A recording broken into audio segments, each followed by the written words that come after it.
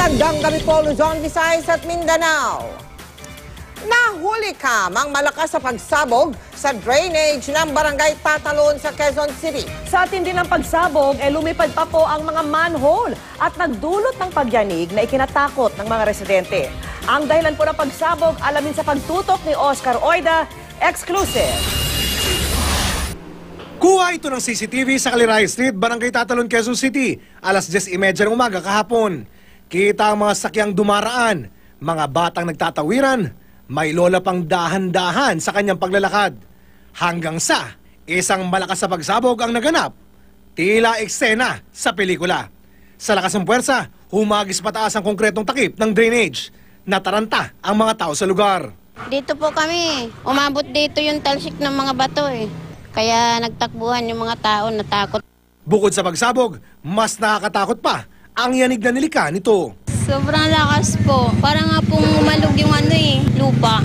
Nasa 5 manhole raw sa kahabaan ng Caliray Street ang sumabog ng mga oras na yon. Sabi ng kapitan ng barangay, sa halos 40 taon niya sa Tatalon, ngayon lang ito nangyari sa lugar. Very alarming yan kasi considering yung kung gaano siya kabisi, yung intersection na yan. Yung isang part niya sa left side, coming from Quezon Ave. Another one naman, going to Banawe Street. Sa may right side naman, meron tayong eskwelahan dyan. Buti na lang anya at walang nasaktan.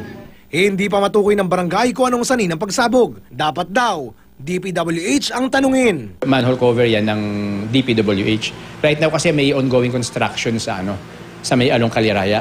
Ikinagulat ito ng DPWH ang ipakita namin ng video. Ano kaya yun? May proyekto nga raw sila sa lugar, pero ang kanilang construction hindi pa raw aabot sa lugar na pinangyarihan ng pagsabog.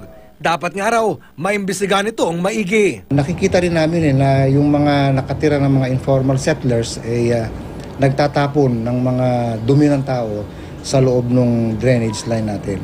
Maaari namin mga nabulok na mga bagay-bagay doon, karoon ng accumulation ng methane gas. Maaari na yun ang isa sa mga dahilan kaya nagkaroon ng mild explosion. Nagtungo na rin sa lugar ang mga taga Bureau of Fire and Protection. Methane explosion din daw ang suspetsa. Parang kabag di ba? Minsan pag inaanuhan tayo talagang lalabas na yung acid, yung ng katawan natin. So siguro, dahil nga sobrang init na niya doon sa labas, gusto na niyang lumabas siya. So kaya doon sa bigla na lang sa nag-explode ng ganon. Habang di pa lumalabas ang resulta ng investigasyon at sakaling tama ang hinala nila, magsilbi raw sana itong wake-up call sa publiko. Ang drainage po natin ay dapat talaga tubig lang ng galing ng mga sa ulan, sa mga bahay ang dumadaloy.